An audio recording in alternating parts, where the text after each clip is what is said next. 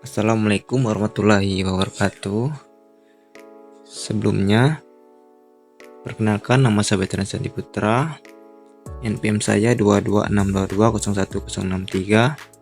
Di sini saya akan mempresentasikan bab 4 tentang konsolidasi dengan akuisisi melebihi nilai tercatat ekuitas. Nah, di sini teman-teman apakah sudah tahu apa itu konsolidasi? Nah, konsolidasi itu adalah proses penggabungan dua atau lebih perusahaan menjadi satu entitas baru, yang dimana perusahaan yang digabungkan akan dibubarkan, akan menjadi satu entitas baru atau perusahaan baru. Nah, sebelum kita lanjut ke materinya, sini saya akan menjelaskan yaitu tentang judul terlebih dahulu. Judulnya itu konsolidasi dengan akuisisi melebihi nilai tercatat ekuitas. Maksudnya itu gimana? Maksudnya tuh konsolidasi dengan akuisisi melebihi nilai tercatat ekuitas berarti bahwa perusahaan pengakuisisi membayar lebih dari nilai buku perusahaan yang diakuisisi. Nah, dalam hal ini selisih antara nilai investasi dan nilai buku disebut dengan diferensial yang dapat dialokasikan ke aset teridentifikasi atau dicatat sebagai goodwill. Nah, berikutnya ada karakteristik konsolidasi dengan akuisisi melebihi nilai tercatat. Di sini yang A, prosedur konsolidasi. Di sini ada faktor yang mempengaruhi proses penilaian kelayakan bisnis saat proses kombinasi bisnis, antara lain yaitu prospek bisnis perusahaan yang akan diakuisisi,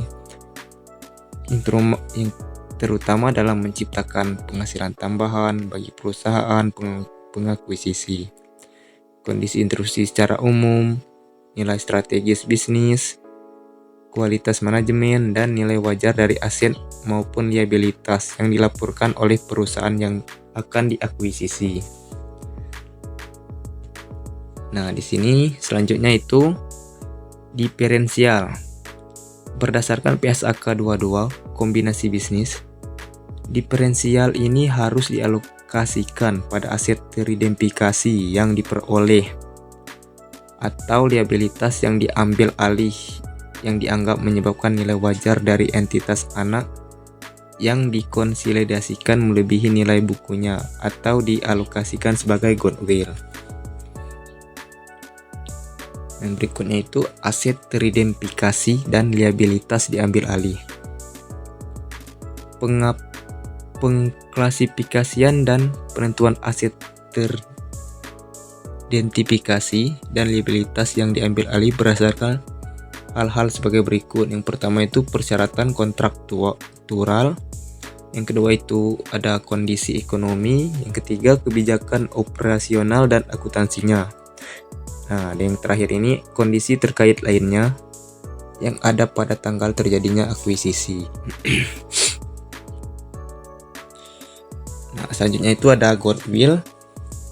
PSAK 22 mendefinisikan goodwill adalah sebagai selisih antara nilai agregat dari yang pertama itu imbalan yang dialihkan, yang kedua jumlah kepentingan non pengendali, yang ketiga nilai wajar kepentingan ekuitas yang sebelumnya diakuisisi jika kombinasi bisnis dilakukan bertahap, dan nilai wajar dari aset teridentifikasi yang diperoleh dan liabilitas yang diambil alih.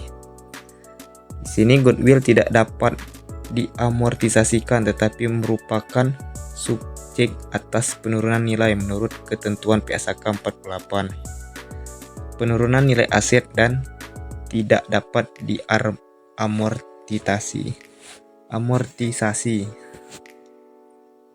Nah, yang berikutnya itu ada pembelian dengan diskon. Selain melakukan pembelian yang dapat menyebabkan terjadinya goodwill, dapat juga pembelian dengan diskon, yaitu di mana nilai wajar yang dikeluarkan oleh investor lebih rendah dibandingkan dengan nilai wajar dari seluruh aset neto atau aset bersih yang dimiliki para investor. Nah, pembelian dengan diskon dapat terjadi karena misalnya dalam kondisi yang dilakukan dengan terpaksa atau sedang terdesak. Nah, berikutnya itu akuisisi dengan kepemilikan penuh. Akuisisi dengan kepemilikan penuh terjadi ketika satu perusahaan membeli seluruh saham atau aset perusahaan lain, sehingga perusahaan yang diakuisisi menjadi sepenuhnya dimiliki oleh perusahaan pengakuisisi yang mengambil alih perusahaan tersebut. Berikutnya itu konsolidasi sesaat setelah akuisisi. Konsolidasi sesaat setelah akuisisi adalah maksudnya itu proses penyusunan neraca konsolidasi dengan menggunakan kertas kerja. Kertas kerja ini berisi saldo akun dari pembukuan perusahaan, induk dan anak perusahaan yang disajikan bersebelahan. Nah, yang berikut itu ada konsolidasi pada periode akuisisi. Konsolidasi dalam akuntansi adalah proses menggabungkan aset, kewajiban, dan item keuangan lainnya dari dua entitas atau lebih menjadi satu. Dalam konteks akuisisi, konsolidasi laporan keuangan terjadi ketika semua anak perusahaan melapor di bawah perusahaan induk. Berikut beberapa hal yang perlu diperhatikan dalam konsolidasi akuisisi.